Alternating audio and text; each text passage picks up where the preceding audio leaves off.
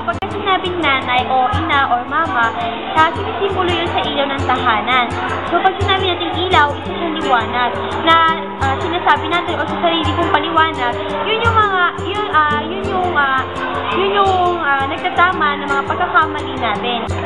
Sinabi ko si nanay, para sa akin, pagmamahalan na yung mga pumamasok sa isip ko, or love, pag-ibig, or something na ganyan.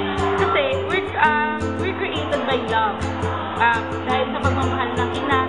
Tsaka pag sinabi ko si nanay, parang ang hirap pantayan, parang walang bagay na kayang ipalit sa nanay. Sabi nga nila, mas mahirap mawalan ng nanay kaysa sa ama. Feel ko rin yan kasi parang lahat kaya gawin ng magulang nanay, lalo na yung nanay. Alagaan, suportahan, mahalin, bigyan ng mga payo, higit sa lahat, yung bigyan ng importante.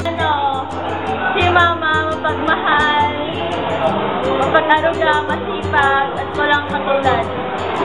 Then, si nanay, mama, mahalin ko rin ko si Marcos. Kasi si Marcos, marami nagagalit sa kanya, pero minamahal pa rin siya ng mga tao.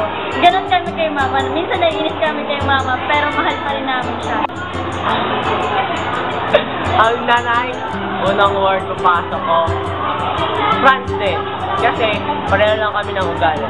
Kung kanino ko siya mahalin tulad, sa France din. Kasi pareho lang din kami ng ugali. Boom!